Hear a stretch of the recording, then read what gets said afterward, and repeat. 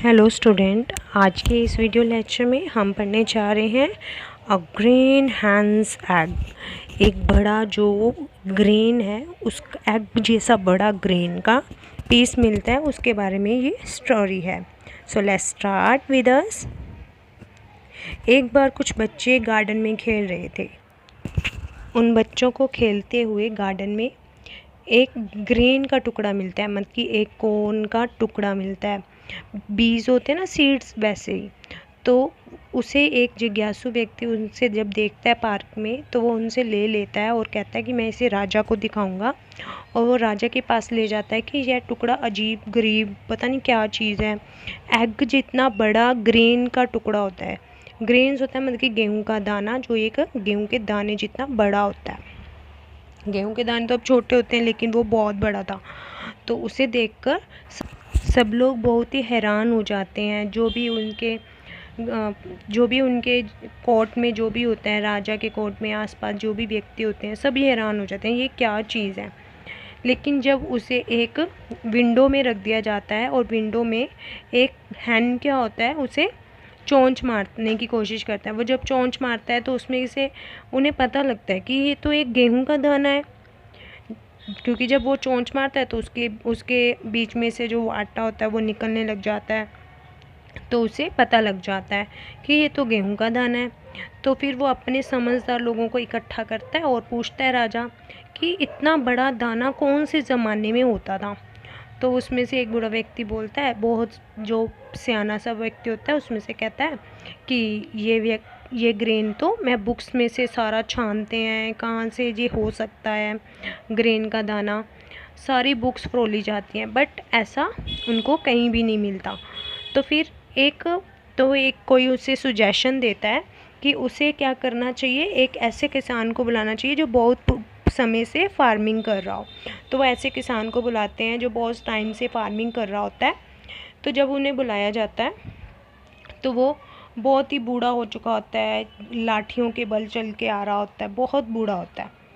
तो वो जब उससे पूछते हैं कि आपको ये मालूम है ये क्या है, ये ग्रेन कौन से टाइम पे उगाए जाते थे, तो वो उसे बताते हैं कि ये ग्रेन मुझे नहीं मालूम कि ये कौन से टाइम पे उगाए जाते थे। हाँ, जो मेरे फादर हैं शायद उनको पता हो कि कौन से टाइम पे उगाए जाते थे। तो वो कहते हैं ठीक है। तो उनके फादर को बुलाया जाता है, बट उनके फादर उनसे थोड़े अच्छे दिखते हैं, थोड़े पावर्स वाले दिखते हैं। एक लकड़ी के सहारे आते हैं, मतलब कि एक व्हील पकड़ी होती है उसके सहारे आते हैं, बट उससे बेटर दिख रहे होते हैं, मतलब कि बेटर चलने में भी अच्छे लगते हैं। बुढ़ापा ऐसे लगता है कि थोड़ा उनमें वीकनेस नहीं है जितनी उनके बेटे में थी। तो इस हिसाब से वो उनसे पूछते हैं कि ये ग्रेन आपने देखा है कभी, क्या आप इसके बारे में जानते हो कि ये कौन से ज़माने में था। बट वो भी उसे बताते हैं कि ये ग्रेन का दाना जो है मैंने नहीं देखा। तो राजा बहुत आश्चर्यचकित होता है कि हैरान हो जाता है, ये पता नहीं कहाँ से आया है। तो वो फिर कहते हैं कि शायद मेरे फादर हैं, उनको पता हो कि ये कहाँ से आया है। तो उनके फादर को भी बुलाया जाता है। तो उनके फादर जो अपने पोता और अपने बेटे से भी थोड़े अच्छे कंडीशन में दिखाई दे रहे होते हैं। वो ना तो लाठी के बल चल रहे होते हैं, बिल्कुल स्ट्रेट चल के आ रहे होते हैं, बल्कि अच्छी कंडीशन में होते हैं।